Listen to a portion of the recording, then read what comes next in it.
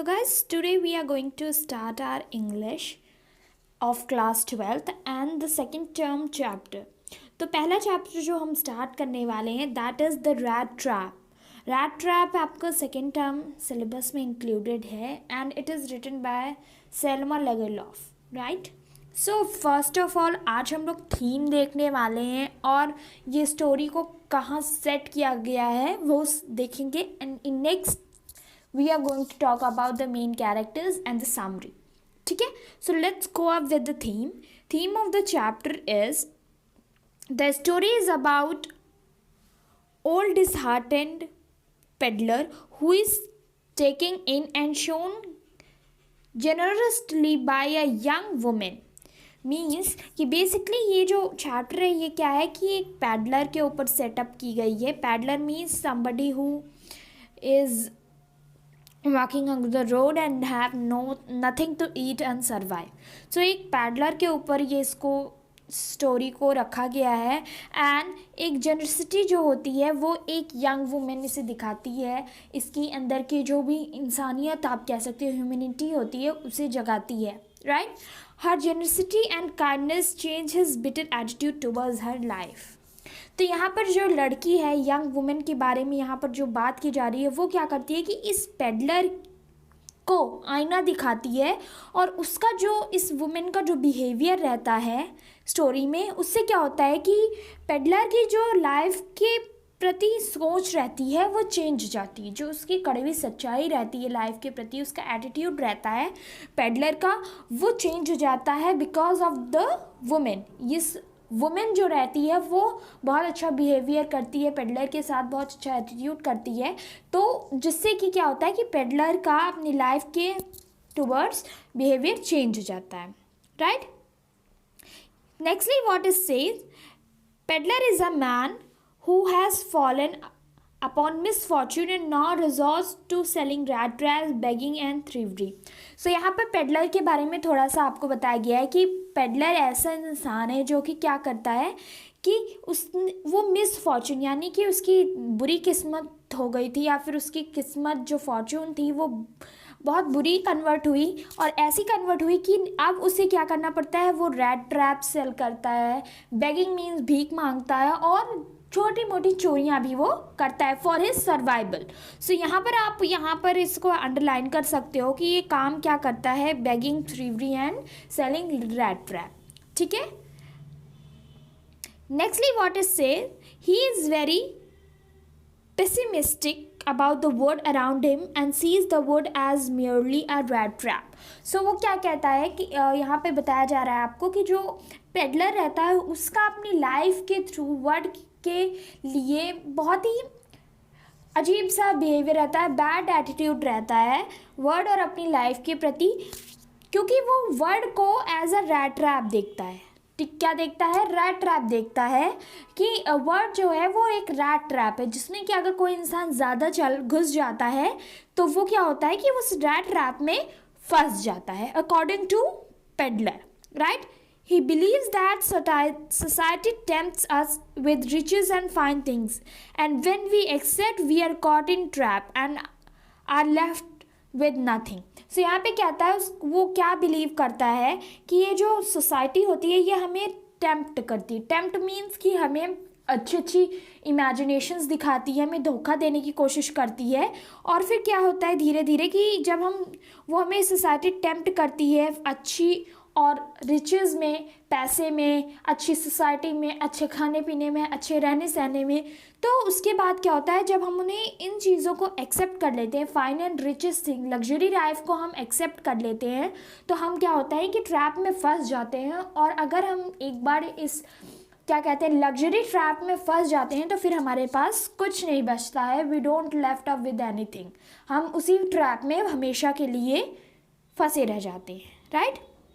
यहाँ पे नेक्स्टली दिया हुआ है the story conveys a universal message that the essential goodness in human being can also be awakened through love, respect, kindness and understanding.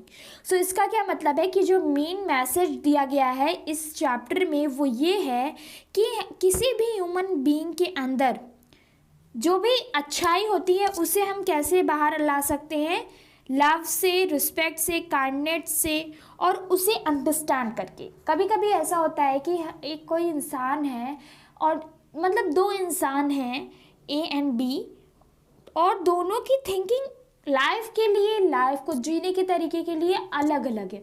तो जब दो इंसान लोगों के बीच थिंकिंग चेंज होती है, अलग होती है, तो हमारे बीच क्या होता है, डिस्प्यूट्स होने लगते हैं। बट अगर हम किसी इंसान के अंदर उसकी अच्छी क्वालिटी को जगाना चाहते हैं तो हम क्या कर सकते हैं कि हम उसे लव, रिस्पेक्ट, काइंडनेस उसके प्रति शो करें, हम उसे समझने की कोशिश करें, तो इन दोनों पर्सन्स के बीच में एक अच्छा रिलेशन भी बनता है और हम दोनों पर्सन्स में अच्छा बिहेवियर, अच्छा रिस्पेक्ट, उनके अच्छी क्वालिटीज़ को बाहर ला सकते हैं, राइट।